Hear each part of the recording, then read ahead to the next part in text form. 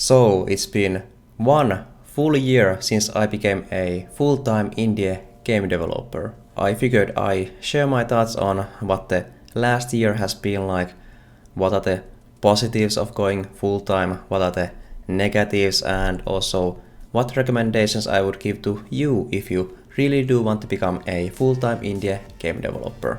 First, a quick recap on how I made the jump to full-time.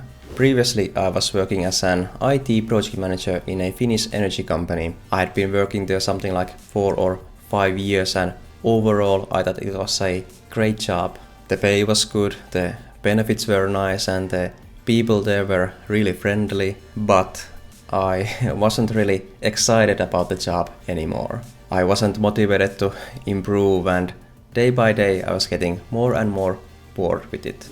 Instead of trying to find a new job, I decided that on the side I would create my own business and learn how to make games. Well, long story short, in 9 months I learned how to use Unity and made my first game. And when it came time to release the game, well, I was blown away with the success. I had no idea that my first game could sell that well. I mean, in 3 months of game sales, I think I made the same amount as my yearly salary. Making a game was something that I enjoyed, so obviously I started thinking that, okay, maybe this is something that I could do full time. But here's the part that I think I handled really well.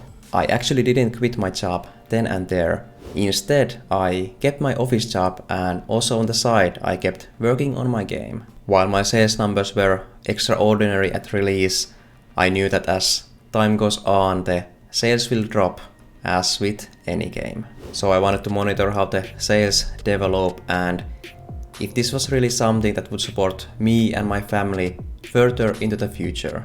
The sales dropped lower too than what my salary was at my office job, but they were still relatively stable and I had amounted a nice amount of money for my company. So after 1 year and 3 months, I think, I made the jump. I quit my job and became a full-time indie game developer. Okay, so that was the recap. It probably wasn't as quick as I imagined in my head, but yeah, that was 1 year ago and now it's been 1 year of me being full-time indie game developer. So how has it been? Let's start with the positives. First of all, the freedom I felt in the first months was really amazing. No useless meetings, no external deadlines. I mean, I can do what I want. It's awesome. But over time you kind of get used to it. I mean, I still enjoy the freedom very much, but it's not something that's like constantly on top of my head, and nowadays it's maybe more like this feeling of flexibility, like if I need to make some errand in the middle of the day on the other side of city, it's not really a issue anymore.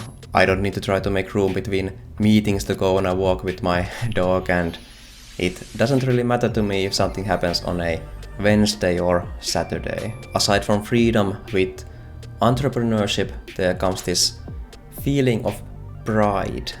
I am my own boss, I'm making my own money, and I just generally feel like I'm doing something important for my future, more so than when I was working an office job.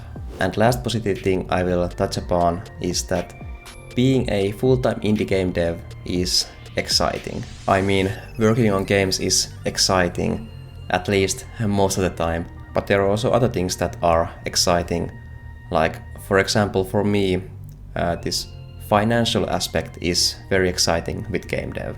While gaming in general might not be the best industry for making a lot of money, there is always the potential that whatever game you are making will hit it big and make a lot of money for you.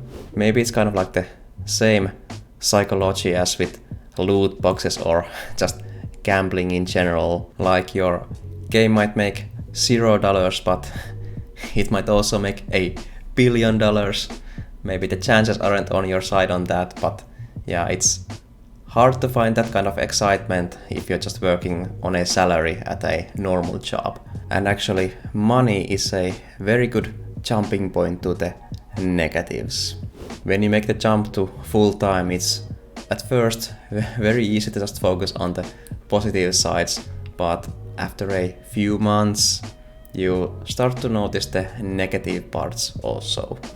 So money, that's one of the negative parts. Currently I'm making a lot less money when compared to my office job. It's still enough and my cost of living is fairly low, but you constantly keep thinking like, okay, what if my game sales plummet to 0 and then my next game I'm working on doesn't make any money when it's out, when game sales are the only source of income for you. It's kind of hard to not stress about money, even if you are doing financially okay currently.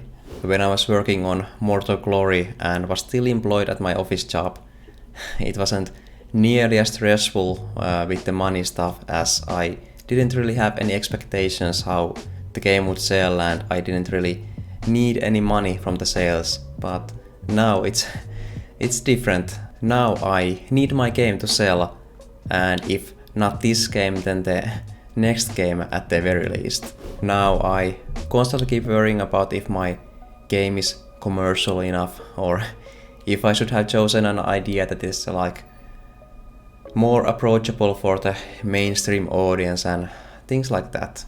Another thing that is kind of negative is time. Stressing about how you use your time. I mean, on paper I actually should have more time now than when I was just working my office job. I don't really work around the clock. Probably something similar to when I was working just the office job. But still, it somehow feels like I'm constantly working and the line between like real life responsibilities and the work becomes kind of blurry. There is no like this definite like wall that okay, this here is work and this here is free time. It all just kind of becomes blurry and you never feel like you have time for everything. One of the causes for this is task overload. With game dev and probably just entrepreneurship in general, you have an endless list of things to do. At no point do you get this feeling like, okay, I have done my list of tasks and now it's time to relax. No, there is always something more that you can do. And it's kind of annoying that like, if you want to improve, you try to think of things that you should do more. Maybe you go read like a post-mortem of some game that did really well and they have like list of things that they did and you think like, okay, maybe I should do those also. But then you also have your own list of things to do and it's very easy to get overwhelmed and demotivated because of this. In reality, you of course don't need to do all the things on that list. Maybe even doing just the top 3 things on that list is enough for your game to be successful. But yeah, it's very hard to know where you should draw that line. And kind of relate to time, discipline is also something that becomes much more important when you're working for yourself. When you start working on a game, it's kind of easy work. You are so excited about it that you would pretty much want to do it over anything else. Your motivation is enough to keep you going. But as time goes on, it gets less and less exciting. Soon you need to start working on UI navigation. Maybe you need to tune your localization strings. Basically, working on all the boring things. At this point, it becomes very important to have good discipline. I find that as a regular salaried employee, it's easier to have good discipline. I mean, if you start slacking, start to skip meetings and so on, you will very likely soon get a phone call from your boss. But if that boss is also you, it gets a bit complicated. I consider myself a fairly disciplined person, but I have noticed also that once I get to the really boring stuff, I start to slack off a bit. Luckily, I have still managed to keep moving forward with my game, but I also feel like this discipline aspect is something I need to keep working on in the future. One other negative aspect I have heard about is the social aspect. Spending all of your time within 4 walls just by yourself can very easily become lonely. After 1 year, I can't say I have really experienced this though. I am fairly introverted though, and I also have my wife and dog here to spend time with me, so at least so far it hasn't been an issue for me, but maybe let's see in a few years if I have changed my mind. It's good to note though that depending on your situation, this could very easily become a major problem.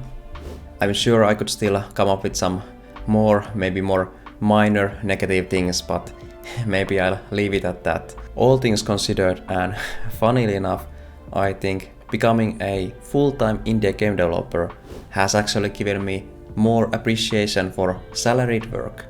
A stable income with good work-life balance shouldn't be taken for granted. But don't get me wrong, I'm still very happy with my decision, and at least currently I have no plans of working for anyone else except myself. Alright, so if you are thinking about becoming a full-time indie game developer, what tips do I have for you? I'll keep it simple and give you just one tip. Do not screw yourself financially by going full-time. I mean, in practice, don't quit your job unless you have a fairly good assumption that you can make money with games. If you can, I would recommend doing what I did. That is, making a game and seeing how it does while still getting income from your main job. That's a good way to evaluate if making games is something you will really enjoy doing and if it's a viable business for you. If you quit your job with no other income sources, even if you have maybe like 2 years of runaway, it will be very stressful for you. Of course, if you have a clear plan B if it doesn't work out, then yeah, why not? Just know that it can be a big risk and likely very stressful. But of course, it all comes down to how much of a risk you want to take. I myself am also taking a risk here, and it is by no means guaranteed that in 5 years this thing will be financially viable. So yeah, be wary of the risks and don't screw yourself financially. Alright, but hey, I hope this was interesting to you, and if it was, I would really appreciate if you left a like on the video and maybe also a comment for the YouTube algorithm. Alright, thanks for watching and I'll see you in the next one.